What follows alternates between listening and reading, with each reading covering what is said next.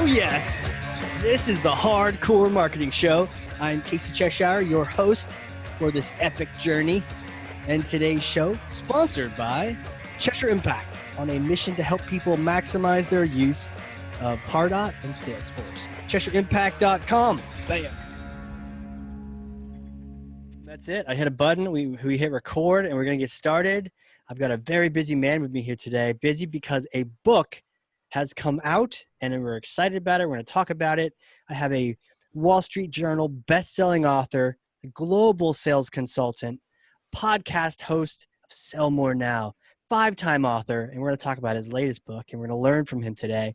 Keynote Speaker, CEO of the Revenue Growth Consultancy, Alex Goldfayn. Welcome, sir. Thank you for all that pressure, Casey. It's nice to talk to you. I appreciate that. Now I feel like I have to meet that standard that you just laid out. Shots fired, right? So how we do this is I'm going to pass you this. And this is all about sales. It's all about learning from you and what can we learn in the marketing world to better our success here. So I'm going to pass you this. It's kind of heavy, but I'm pretty sure you're stronger than I am. Ugh. All right, here we go. Thor's hammer. You got it?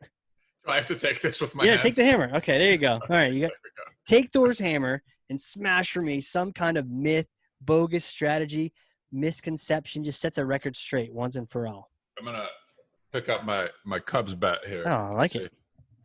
The myth or the misconception that we're going to smash today, I think, is going to have to do with the fact that it takes a lot of time to grow sales, and it does not. You can grow your sales in 5 minutes a day, and that's really all it takes. 5 combined proactive minutes a day for reaching out and contacting people who are customers and prospects who you know, not people you don't know, people who you know.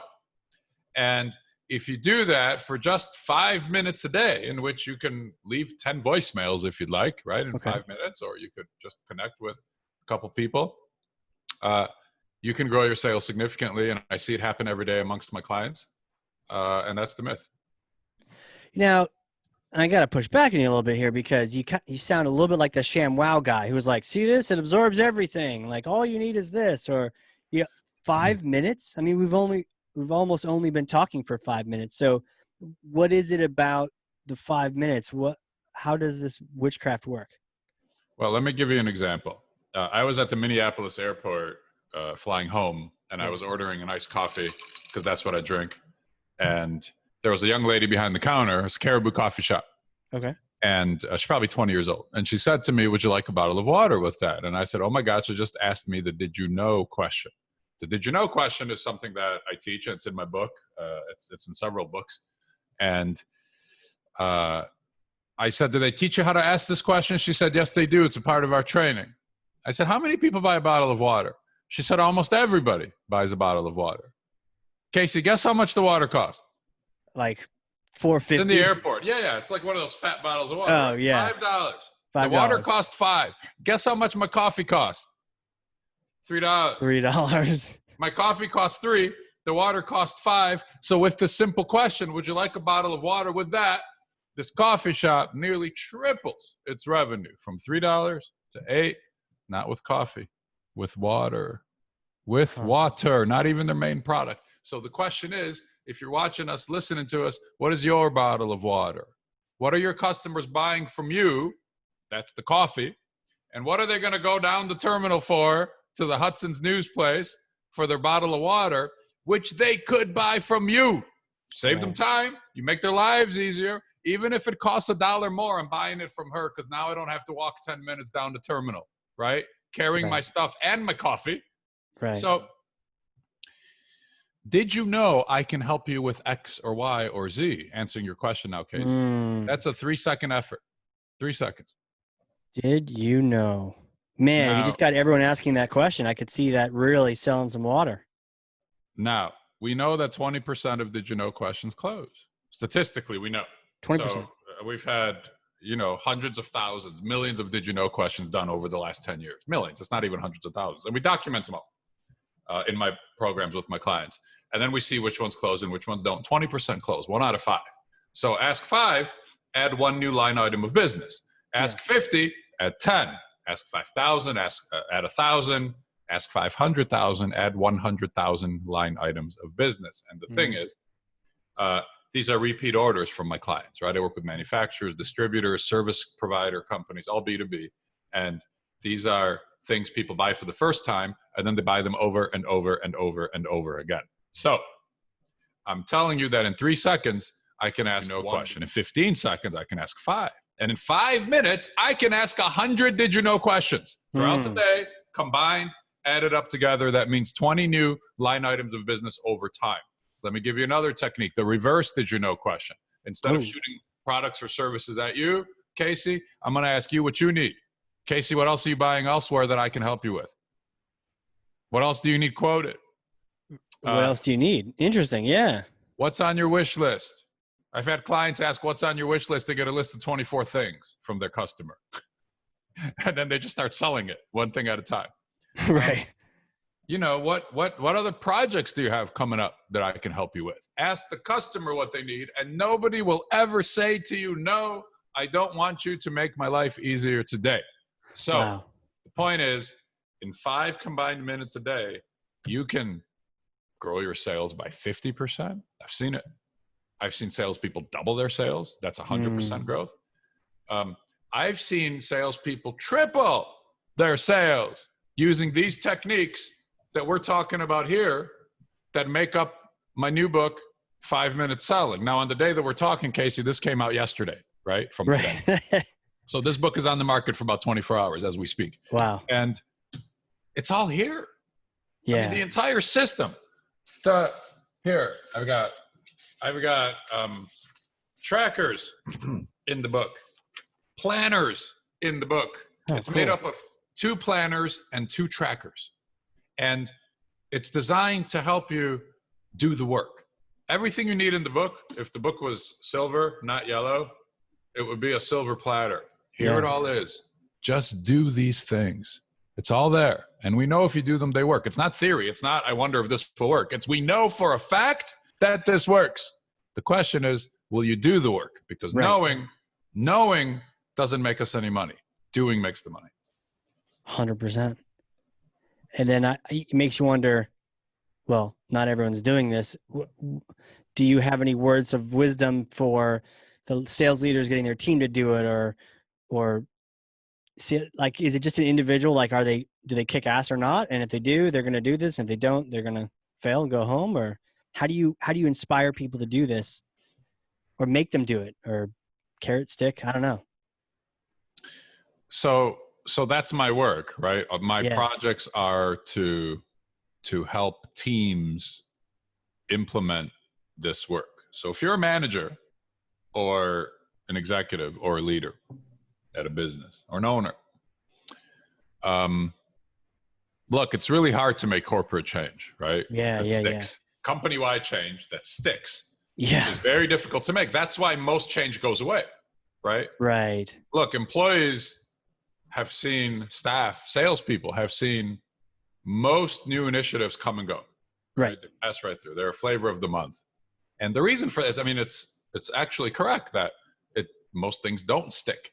And the reason most things don't stick, I found, is we tend to push let's do 100 dials a day now because that's what we're doing. What we don't address is the mindset. Most change does not address the emotion and the mindset of doing that work. And because behavior follows our thinking, our mindset, we cannot outsell our mindset, right, Casey? Meaning, if I believe I'm bothering the customer and annoying them and stepping on their toes and taking their time, good luck trying to make me make 100 dials today, right? True. I say I'm not capable of doing it. But if I believe that I'm very helpful to my customers, because I actually am, and if I believe I'm helping them in tremendous ways and that they value me, because that's actually the truth, it gets easier to pick up the phone, So what we have to do to answer your question of how do we get teams to do this is, number one, we need to address the mindset aspect of this first. And in my projects, just to give you an idea, when I do an all-day workshop with the staff for the first time, which is about 3 months into a project typically, and we teach the staff, about 2/3 is mindset and only about 1/3 is the actual technique of what to do. because everybody knows what to do already. Right? Everybody Don't knows we? that a phone call is better than an email, and yet we send emails. Everybody knows referrals are good for business, and yet, right? We don't ask for too many referrals, do we? Everybody No. knows we should be following up on quotes and proposals. Everybody knows if we ask for the business, we'll get more business. Huh. And yet, we don't, because of fear. Because I'm uncomfortable with being rejected. It's fear of rejection. We are driven, Casey, by fear of rejection. It is the predominant mindset force in Yes. sales. And, the problem with that is we are in a profession of rejection, right? Right. I mean, who gets rejected more than us? Nobody. Right. Nobody gets rejected more than people who sell. In baseball, you go to the Hall of Fame if you fail 70% of the time. Right? That's a good point. In sales, we fail way more than 70% of the time, right? I mean, a 10% success rate in sales, and you're freaking excellent. Wow. You're at the top at 10%, 12%, 15%, 20 is unheard of, So with a 100 batting average, right? Which is not even minor league ball. That's, you're nowhere. You're on the couch in baseball.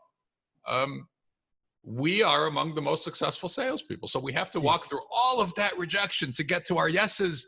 And it's so uncomfortable to us. And because we deal with it every damn day that we just avoid it. We just try to not have to deal with anymore. It is.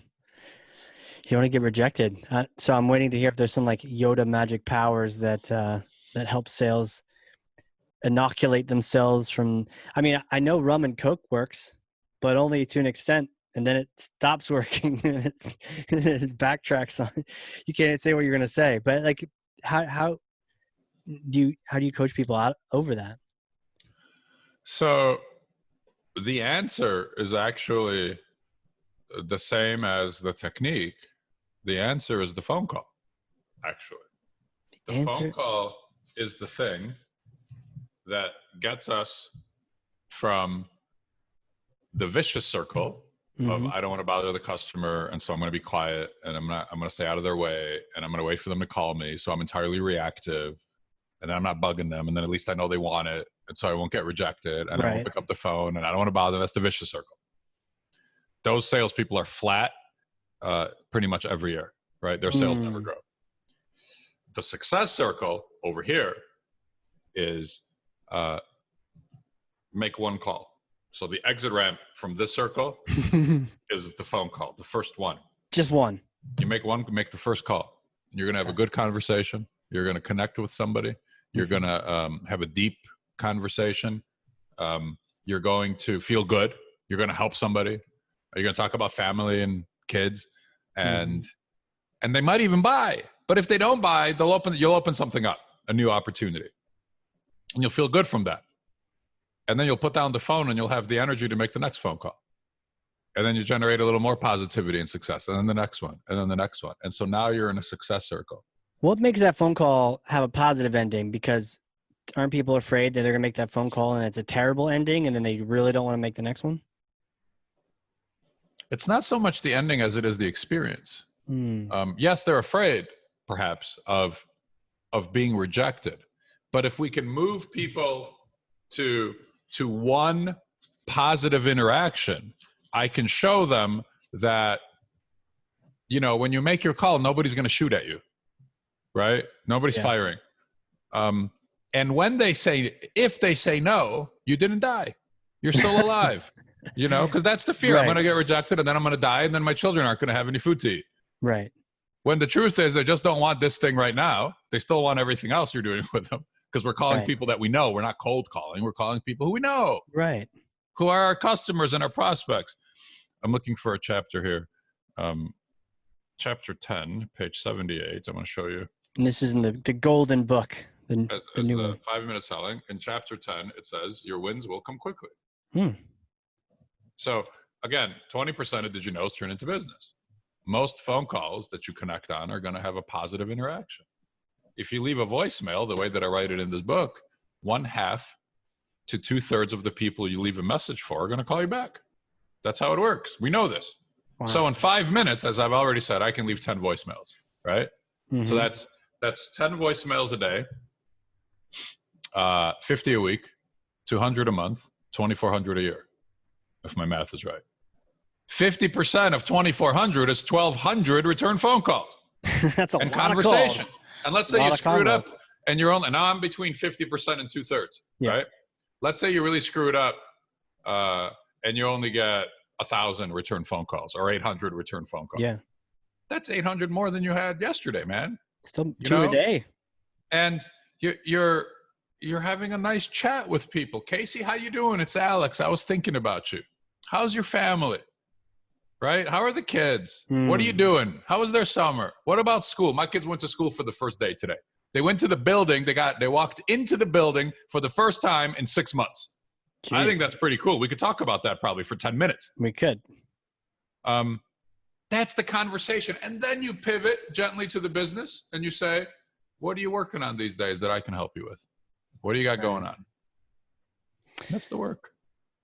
Is there some hesitation because it's like, oh, they're going to know I'm selling, and do you just have to just really care about them in that conversation, or somewhere in between?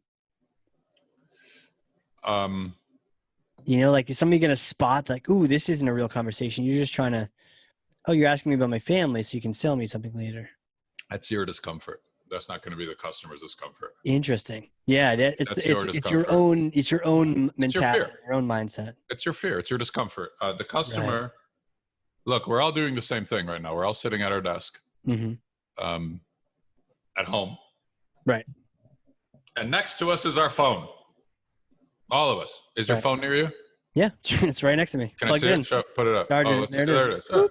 We're all sitting within reach of the phone. And yet, nobody's calling the phone. The phone is silent. Do you get a lot of phone calls, Casey? I mean, you own your business, right? No, yeah. Do you get a lot of calls from people who are saying, Casey, how are you? How's your family? What's going on with the kids? And what are you working on these days that I can help you with? No. Do you get, how many times a year do people say to you, I was thinking about you. I just wanted to see how you were doing and how the family is? Not nearly enough. Very few. So when you tell somebody I was thinking about you, you're honoring them. It's literally impossible to be mad at you when somebody tells you that you're thinking about them or that they're thinking about you. So I think this aren't I selling anyway is our salespeople discomfort. You know, customer's not going to feel that. Customer's going to be like, oh my God, somebody wants to help me, right? I'm in. Yes. Right. It's interesting. If you make these calls, what we hear from customers is they actually look for ways to reward you. They feel like they owe you business because you're trying to help them. Right. And nobody else is. This is a really great way, a really easy way to stand out from everybody else because nobody else is calling. I literally have customers say to me, customers of my clients say to their clients, and then I'm told all these stories, say to my clients, they say, your competition must not care because you're the only one calling. Right. Right? They must not give a damn. You're the only one here in front of me. They don't. And they're scared. Clearly. They sent me an email. The email doesn't count. It's interesting, though. You said they don't. In my experience, I think we all care enough. I don't think we need to care more. I'm not suggesting that you don't care enough. I think you care more than enough. What I'm suggesting is we need to communicate that care a little bit more. Because if you care in silence, if nobody knows you care, it doesn't help you at all. It doesn't help them at all. Right. So, you know, it's like a tree falling in the forest if you care but nobody knows. I think we need to communicate our care. And how do we do that? By being present, by making phone calls, by checking in with people, by asking them how their lives and how their family is. And, oh, by the way, what are you working on these days that I can help you with? And by the way, everything I'm saying here off the top of my head is in the book. The scripts are here. Nice. There's an entire chapter at the end, I think it's even an appendix, of scripting. So it talks about what to say here. So, you know, here's language for a quote follow-up. Here's language for asking for the business. You know, over here is language for asking for a referral. So all the words are there. You don't need to use mine. I'd rather you use your own. It'll work better if you use your own. 100%. You need a place to start, a jumping off point. Use mine and then make it yours. Yeah. Yeah. Change it here, change it there. This is why don't more people do this? They just need to get the book and then they will. But like, what's the hold up? We're just afraid. Is that back to Fear. your earlier point? We're just all Fear. afraid. Yeah, fear. So people think it goes back to your smash the myth, right? Yeah. People think, one, I don't have time to do any more. Right. Because really, we are busy, right? I'm not suggesting salespeople are all sitting around waiting for the phone to ring. We're busy. Right. We're serving the customer. We're reacting to the customer. So one, I don't have time. I'm already really busy. And you are. Two, we're deathly afraid of rejection, right? As discussed. Three, we think it's really complicated because selling kind of gets hard, because we're dealing with the phone ringing all day. On the other end of the line is somebody who's unhappy or has a problem for us to solve. And we have to solve problems all day, serve the customer, have very few happy conversations. And we think that selling more is really complicated work and time-consuming work, and it's neither of those things. It's simply proactive communications work, trying to help people more. That's the work. You want to grow sales? We just need to help more people more. That's the work. Proactive. I don't even call it selling. I just call it helping more people more. That's the work. And it's not getting overly complicated with it about all these different things. It's just helping more people more. Yep. What could marketing learn from this? What would you want marketing to do better? Do they make similar mistakes? And how can they, I mean, it's a tough job. Your sales are getting rejection, all these different fears we're talking about. How can marketing better support them? So it's interesting when I do my projects with clients, and again, I do fairly intensive projects for 6 to 12 months, and they add 10 to 20% new sales annually to my clients on average. And some of my clients add 50, 60, 70%, and they're big companies. I have a $300 million manufacturer right now that's up 60% on the West Coast, 70% on the East Coast, 50% in the South. So, and they started at $300 million, and they did it by being proactive and in front of their customers and prospects during the pandemic when nobody else is. Gotcha. We literally launched the project right before the pandemic started, so they got lucky timing-wise. So in those projects, we do a marketing track. And I feel like marketing opens and sales closes, Marketing opens opportunities, sales closes opportunities. And so for sure, the customer that we're trying to call on the phone is also on a list, ideally, and she's hearing from the company on a marketing track, so I call selling one-on-one, and marketing is one-to-many, right? Company to many marketing. But she's in both spots, she's up here on the sales track, and she's also down here on the marketing track. And what marketing does is it allows the recipients of it to raise their hands and say, I am interested in that. The correct marketing, helpful, useful marketing, not annoying, pitchy marketing with a P, not with a B. Pitchy marketing. Save 20% today only. Not that crap. But helpful marketing, as in, we came across this market research from your industry publication that says that 50% of your customers, when they buy this, also need that.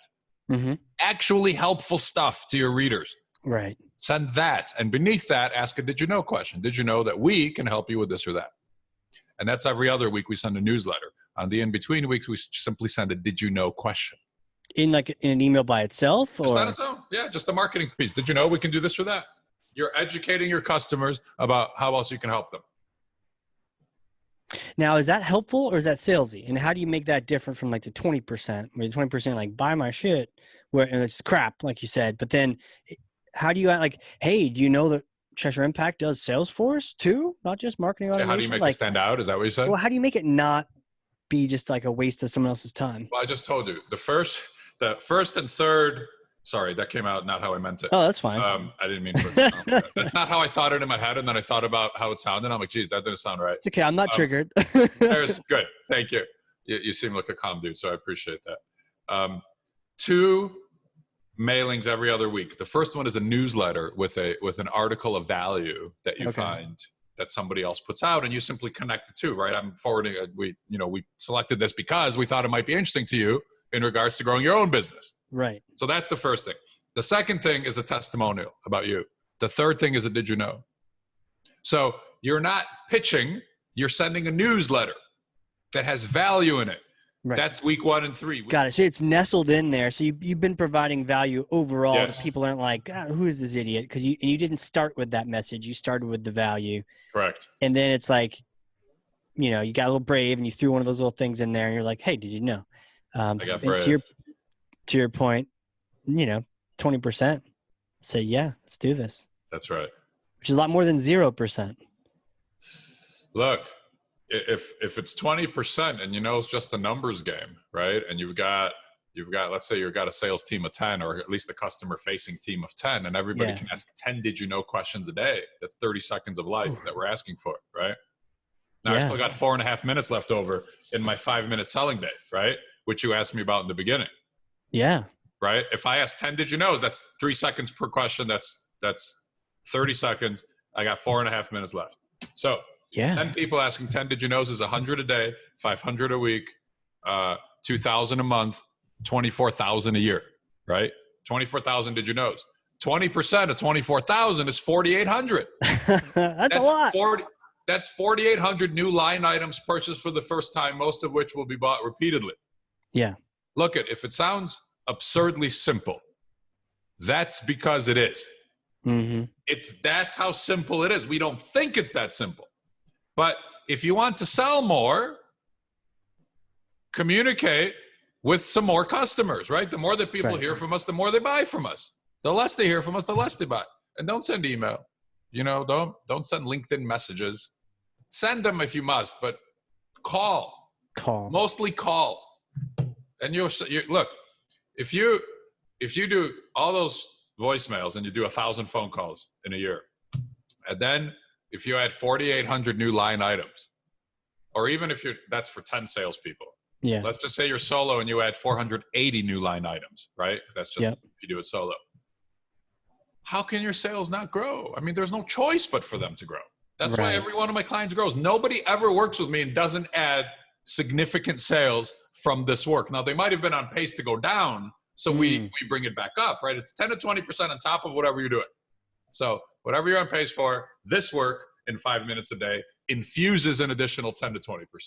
So everybody grows. Nobody's ever shrunk. People grow at different levels, depending on how well they're implementing, but nobody's ever gone down when their communication has gone up like this systematically. The key is the system.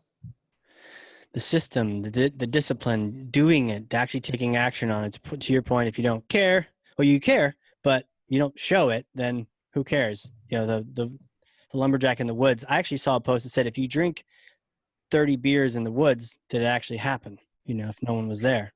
I don't know. Maybe it didn't happen. Where is this going to? Do you see, has sales evolved, or is this just like tried and true since the dawn of time? And where's the future of this going? The sales and marketing, the technology, all this stuff is kind of converging. I think where it's a big question. Where is sales going? Yeah. Look, I think if you can get good at using the phone, I think you'll be so far ahead of everybody else that they won't be able to make up the difference, the distance, you know, they won't. You'll put so much room between you and the next guy. That's where good sales is going. Good sales is going back to the phone, where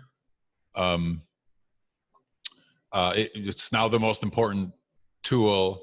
It's as important today as it was in the 80s when we had nothing else. Yeah. That's how important it is. To your point, it's not being used, right? Yeah. No, and it's not being used. It's as important today as it was when we had nothing else, when there was no email.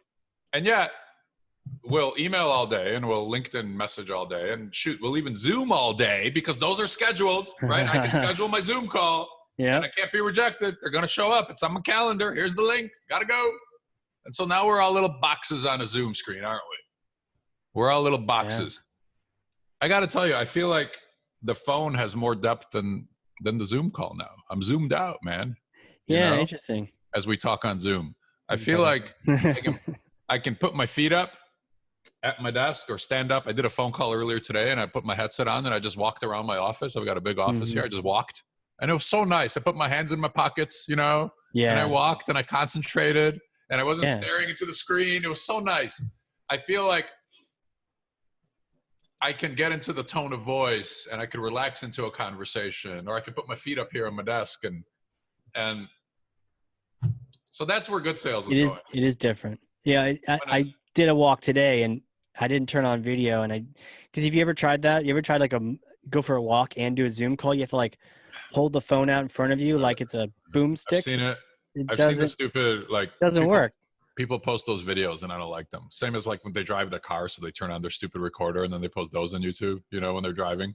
Yeah. The educational videos in the car. No. Let me think through where the rest of sales is going. I think the big picture of sales is going to the path of least resistance and to the easiest way. And so where is sales going, Casey? It's going to email, even more. It's going to social media. It's going to chat. Zoom. It is. What's happening is Zoom is replacing what used to be face-to-face. Okay. Right. So the meetings that we had are now Zoom.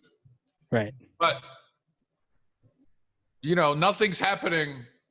There weren't enough phone calls for them to be replaced, and I feel like we're not making more of them now yet. Right. And perhaps we won't. And the good news about all of that is 90% of selling is kind of going to be that way. 90% of your competition is kind of going to be, path of least resistance, rejection, avoidance, selling. Mm-hmm. And if you can get good at the phone, you're going to be in the top 10% instantly, right away. Way ahead of 90%. That's where sales is going. Get yourself into the top 10%. It's not hard. Right. It's not very hard. Everybody remembers the phone calls, right? Yep. Like, what's the last good, interesting business phone call that you had? Can you remember? Like, who called you? Yeah. You were surprised to hear from them. It's like, who was it? Tell me broadly. Who called? Yeah, it was it was an SDR rep for this company that had been spamming me, and I've been trying to unsubscribe from. But when she called, she brought up, it has to do with webinars. She's like, I saw the webinar. I should listen to the recording or something of what you did. She brought that up. And I know what was going on, but I was genuinely impressed. And I was like, that's something I don't hear a lot, which is like you actually went and listened to, or even if you listen to like 2 seconds, you did the thing, or you said you did the thing. Yeah. Okay. All right. Tell me more about this thing. Casey, how long ago was the call? It was like a day ago. A day ago? But it hasn't happened. That is the first time I've had one like that where I'm like, okay, well, who's this? But it actually was very surprising that. So you listened? I did. I liked it. Yeah. You've kind of felt like you owed it to her because she tried? Yeah. She tried, so I tried to understand her product. When you try like that, it's a big takeaway. Yeah. When you try like that, the customer will almost feel like they owe you work, right? I think we touched on this already. They'll feel like they owe you thanks for trying to help them. And so you listened, and many people will look for ways to reward you with business. I've actually had clients say to me, he tried so hard repeatedly that I feel like I owe him something. And one guy didn't want to work with this person calling him at all. He said to me, I've got nothing for him. Right. But he said, I'm going to connect him to somebody I know because I feel like he deserves something from me. You know? So people feel like obligated in a way if you try to help them because they don't have very much of that. Yeah. Shout out to, I looked up Alexandra. Shout out. Great job. I like getting those calls where if they're good, I'm like, I may need to take you away from your company. Come over here to mine. That was great. It's a great way to do it. Hey, I only got so much time here, but I've already learned. I've literally filled up a piece of paper front and back already with takeaways. My next question really though is like, who are you? Who are you? Have you always been just really good at sales? And can you take us back in time to like little Alex days? Were you always a hustler? Well, what's up? A hustler. Can I see the piece of paper? Yeah. See, I'm not even bullshitting you. That's that? And I get that. Is that for show notes or is that for your own notes? That's my notes. Really? Yeah. That's impressive. Yeah. It's a lot of value I added, huh? Yeah, in just like a few minutes. It's pretty impressive. More than 5 minutes, though. I know it's hard work for me with you. Yeah. Usually it's only 5 minutes. See, did I even get your last name right? We didn't even have enough time for me to confirm that. Is it Goldfayn or is it Goldfayn? Goldfayn. I'm easy though. I don't care. All right. Call me whatever you want. I was like, oh, geez, did I just say this wrong? But yeah, who are you, man? There's only two of us. I mean, little Alex. There's a link to you and a link to me probably. That's right. Near this video, so I don't That's care right. how to say it right. Well, Goldfayn. we're the only one watching it anyway, so. Today's my birthday. No way. Yeah. So this Happy week birthday, we're celebrating the birth of the book. Yep. And the birth of me, all at once. Right on. You gonna do anything special tonight? Yeah, we're gonna go have dinner. That's good. Yeah. There's a restaurant in town that's closed today that we like in our little town that we live in the Chicago area. Yeah. And, so I had to invite enough friends and family so that they could open for us. Really? Well, we have a lot of people who are uncomfortable being out. Yeah. No, it's gonna be weird for a while. We have, because my parents are older, my wife's parents are older, and they don't go out, and I wanted them to go out. So, and we have a good relationship with the folks who own this restaurant. So I had to get up to 20 people. So wow. we invited, friends with kids so that my kids can hang out with them. So that's what we're doing. We're going to have a nice dinner. Is it a good place? You recommend it? Yeah, it's really good. It's good. What's it called? It's called The Gallery, and it's in Lake Forest where I live. And Gallery. What they do is they it's called The Gallery because they have different artists sort of displays on the walls, and the chef makes the menu based on the art that's currently on display, which is pretty cool. So we tied it to the art. So it's a neat way to. Oh, my wife would totally dig that. You walk around with your glass of wine and you look at the art, and of course it's for sale. And by the time you eat there, it's gone because they have openings and the art's sold, but it still stays on the wall. So it's cool that he matches. Like if there's Asian-y kind of flair art, he does Asian flair. Meals. It's neat. So, you really want to know who I am? Yeah, back in time, man. Early you. What got you? Where you're at? I was born in Ukraine, the former Soviet Union. No kidding. And I was 2 years old when we came here to the U.S. And my parents dragged me out of there, only child. It was 1978. Really, when I say my parents, I mean we came here together, but my dad is the one who dragged us out of there because my mom didn't want to come.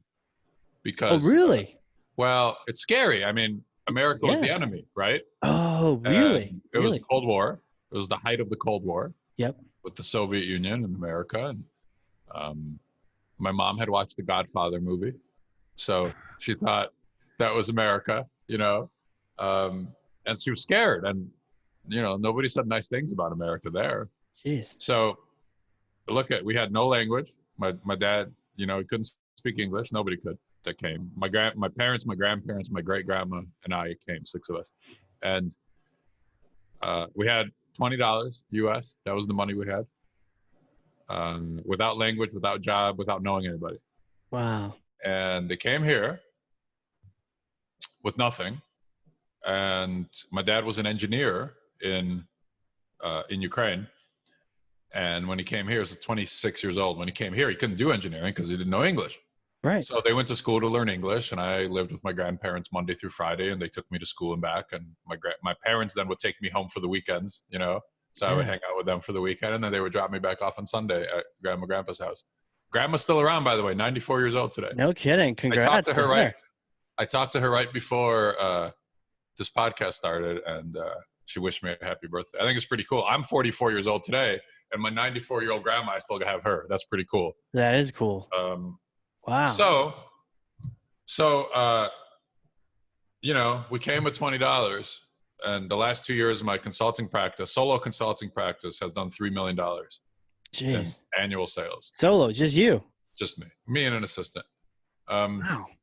My dad, a couple of years ago, retired as the head of engineering for Baxter Pharmaceutical at their IV lab. He ran the engineering in their IV lab. So, I got to watch, growing up, insane perseverance and stick-to-itiveness and, just not giving up and almost just like breaking down walls with his head, just through sheer willpower, not necessarily through talent or a way with words, which he had no words, right? Literally. Mm-hmm. Talented in engineering, but he couldn't apply that talent. There was a wall in front of him, but he walked through it, you know? And so that is probably like my defining thing, my defining characteristic, because, you know, my parents didn't bring me here to give up and to quit. And look, when you're in business, growth isn't linear. You know, Sure. You don't grow like this. It's not a hockey stick. This, and then you do one of these. Like, let's say it's a pandemic, you do one of these. Yeah. But we've had some awful years in the early years of my business. You know, it's been a while, thank God. But we've had multiple times in our lives we've been all the way out of money, my wife and I. Wow. To the point where, remember back in the day, like 10 years ago, they were offering credit cards at the checkout of every supermarket purchase and remember you go to Target. Well, I remember like sports arenas had them too. Like, oh, we'll give you a T-shirt if you get a credit card. I'm like, okay. But every time you try to check out of somewhere, they'd offer you a credit card. Yes, so I do. Clothing stores a lot do that. And, my wife would say yes to every single one of those because just in case we needed money, right, we could be able to charge this credit card. So there was a time we had like a stack of credit cards that they would just let us have in case we needed milk or something and we couldn't afford it. Right. You know, that's literally where we were. We were at the point multiple times that if I didn't sell something now, we wouldn't be able to pay the bills. Jeez. So I sold it. And it always goes back to that, you know, dad story of mine where I owe it to them, you know. And also, by the way, where are you based in the world, Casey? New Hampshire. Yeah. And most of our listeners are US based. Is that fair to say? North America, but we got Australia, Belgium. Yeah. Sweden. Yeah. Look, even when we struggle, you know, most of us get to struggle in a place where hard work and perseverance gets us out of it. Yeah. We get to struggle here. You know, we get to struggle here. Yeah. You get to struggle in Canada. You get to struggle in Australia, right? Sure. We're lucky to struggle here. Because we can get the hell out of it. We can work our way out of it. And that's my answer. It's a good point. There are places where, you worked hard and there is no reward for that. You may continue. Yes. Right. And then you see like people just not being motivated to do anything more than what they have to because it doesn't get them anywhere. But it's pretty brave of them to leave and go to the terrible place. Yeah. Maybe something about it. They just thought, okay, well, it sounds bad, but it must be better than where we're at. You know, maybe there's some opportunity there. Right. Do you still, is it Russian you speak there? Or I do. I speak it fluently. Yeah, Russian. You said fluently? I do. It was my first language. Yeah. No kidding. Have you ever done any of your trainings or consulting with like a Russian company? Never. I wonder if we don't have too many Russian companies in the U.S., Casey. Yeah, interesting. Why is that? I don't know. I feel like I got my fill of Russian things growing up. You know? Sure. And I'm happy to be here and working with American companies. Right. Now, but you didn't go right into sales though. Did you try to go like pre-med, be a doctor, that kind of thing? I was a pre-med psychology major. Okay. In school, and I went then to a doctoral program in clinical psychology. And in the middle of that year, I stopped because I hate it. What about it? Were you just like, get me out of here? Psychology attracts the most troubled people. Okay. Psychology attracts people who are trying to figure out their own stuff. You know, they want to solve their own problems. And so I was one of the youngest ones in the rooms, in the classes, because I came right out of college. There weren't many of us right out of school. There were a lot of people in their 40s though, and in their 50s. And they were, you know, every class was about them examining their own personal issues openly. And I'm like, I don't know what the hell I'm paying for here. Like, right. This is not, and also I wasn't like that. I wasn't like them. I felt out of place, you know? I felt like it wasn't for me. I felt like I can't go sit in a room and listen to people's problems for the rest of my life. Right. Even though, interestingly, it's pretty much what I do every day. Right. But perhaps one of the differences is the pay is slightly different. True. Right? True. Yeah. The pay is slightly different. And I don't know, man. It's more energizing. It's more exciting. It's not more. It's two different worlds of energy and excitement when you're in business versus when you're. It's a different kind of help too, right? Like it's not, well, what do you think? Or what does that mean to you? It's like, I've seen people just like you go through this. I have something that can help you. It's practical. Yeah. And not fluffy, let me help you get to the answer on your own crap. Right. Sometimes I think that crap about it's not my job to tell you the answer that the shrinks say. Yeah. I feel like that's because they don't know what the hell the answer is. Right. So they tell you that. Yeah. Right. And so you have to keep paying them until you arrive at the answer yourself. Sure. Which is stupid. I understand why. I totally understand. I get it, having studied it. Because the answer I give you might not be the right answer for you. Right? Right. I get it.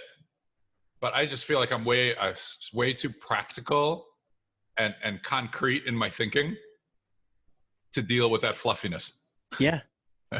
Yeah. So, but I wrote a book like Selling Boldly over this shoulder here. Yeah. Is all about how do we grow sales with the principles of positive psychology. So I'm still deep into the world of psychology. I just apply its concepts in business for my clients and for salespeople. Yeah. And even this book here, 5-Minute Selling, has a chapter on the key mindsets to fuel your sales growth. So we talk about how to think, and here's what the chapter looks like: how to think, and what are the key mindsets to grow. So wow. Here's enthusiasm, confidence, gratitude, and then we keep going. Jeez. We need those. But I can tell you that practically and not make you pay me $150 an hour to figure it out yourself. Yeah. I read it over and over and over again in a book or 5 books. Hypothetical for you. If you could go back in time, because I may or may not have a time machine in New Hampshire, after COVID's done, it's actually in the backyard. Take the tarp off. But it's a special machine that goes back to a certain time. And it goes back to, now usually it goes back to after you graduated from an undergrad or sometime around there. It could be in the, just after you've dropped out of the psych doctorate or something like that. That's where you end up. And you get to go talk to yourself. What kind of advice would you give yourself at that point in time? It's an interesting question, because when you go through things that are current, you don't know how they're going to turn out. Mm-hmm. Whereas if you think about it from today's position, looking back, you know exactly how things turned out. Right. And so the thing I think I would say is that even your worst fear, when you actually experience it, isn't so bad. And that fear is kind of imagined in your head, in our heads, right? Fear isn't real. Fear is what we imagine might become real. And because it's fear, by definition, it's a lot worse than reality. Right. And so I would say that our fears are much greater than what will actually happen in reality when we experience them. That's what I would tell myself in my 20s. Excellent. And do you think yourself in the 20s would listen to yourself now? I'll tell you that nobody ever told me that, Interesting. No one did. No one ever was like, dude, it's going to be okay. Like, it's just fear. Well, they told me it's going to be okay, but nobody ever said as a statement of fact that the fears you imagine in your head are never as bad in real life. Right. Nobody told me that. And I wish they did, because I would have listened. Yeah. And what more would you do? But not to second guess yourself in the old days, but like, it's interesting to, encourage that. And then also that kind of a message speaks to the people listening too, of like, in case you're at any point, wherever you're at, here's this advice coming back from the future for you too. So it makes a lot of sense. Man, do you have any time for the garden in the back? You've had like a million interviews, and you get the book launch going on, and you get your birthday going down. Do I need to sing to you today? But are you going to be out in the garden later?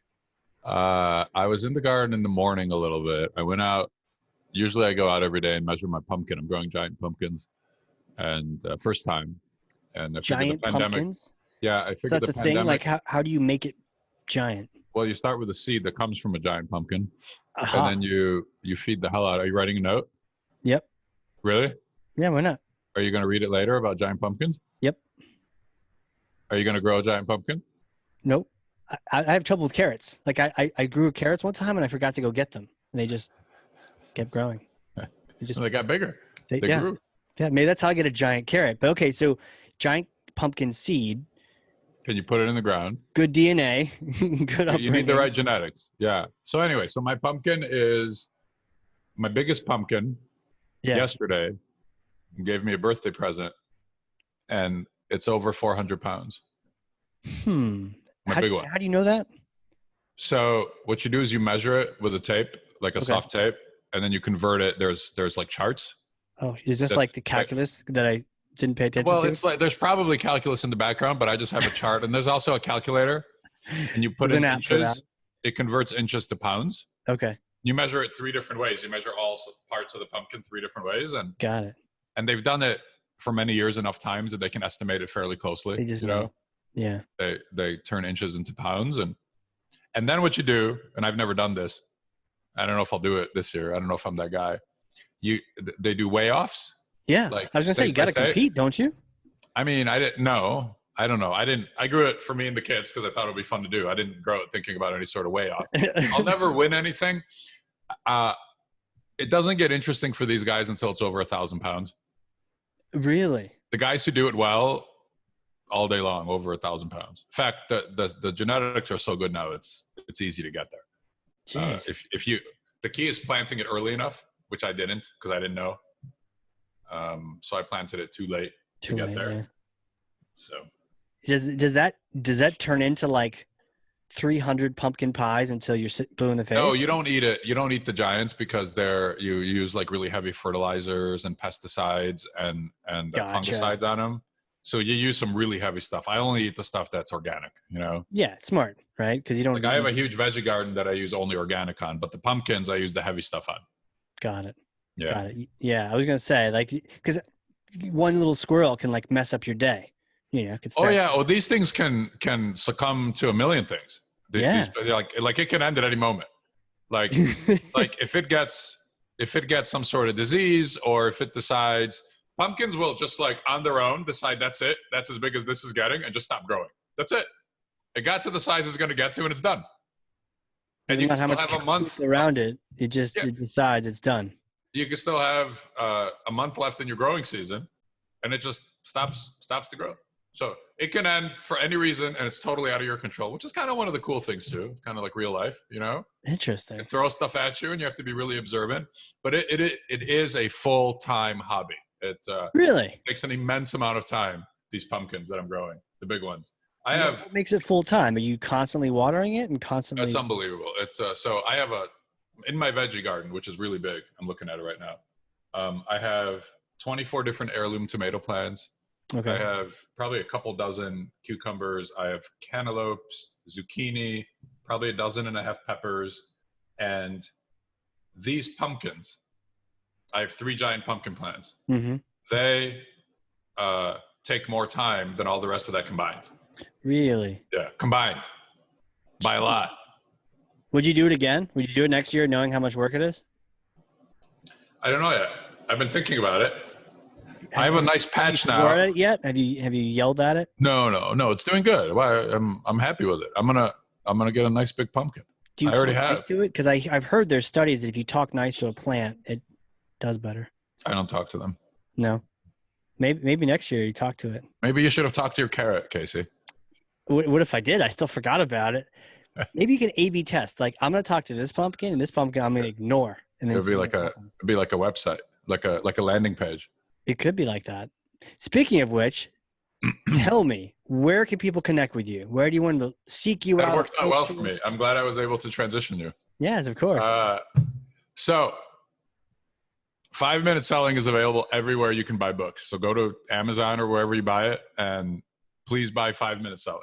Do you have an Audible? Do you do the recording? I didn't, but somebody else did it, and it's going to be available in a few days. Nice. I kind of feel like I wanted you to do it, just lay down some hard Ukrainian law and just make it so. Maybe the next one. This is enough for me. This is enough. Yeah, I got it. I did it here. If you want the planners and the trackers, go to my website, goldfayn.com, and download them. They're free. All right. You don't need the book to do these, but the book tells you what to do with them and how to use them. Now, that's it. That's all I got. Goldfayn.com for the planners that are free. Buy the book wherever they sell books. It's published by Wiley. And can we harass you on LinkedIn and Twitter too? Does that work? You can. Yeah, you can go to, not so much Twitter. I don't really hang out on Twitter, but I do hang out on LinkedIn. But I know you're going to go to a Twitter chat in about 2 minutes. Yeah, I'm going to be out of my element. I don't know what the hell I'm going to do. I don't know what the hell I'm going to do. I'll try not to pay attention to it after I follow you on Twitter. I'll go say hi to you while you're on that. I've been trying to download this tweet deck, and I can't even do it here. Oh, geez. Yeah, you're in trouble. This tweet deck. Do you see how I'm talking about it? Yeah, that's because Twitter is not built for chatting. That's my hard and fast rule. But I'll still say hi to you on there. Well, hey, dude, thank you so much for swinging by here. I know it was a quick little visit, but I've already learned a whole ton. I'm inspired. I can't wait to throw this at my sales team. Thanks for having me. I appreciate it. I enjoyed being here, and I appreciate it a whole lot, Casey. So thank you.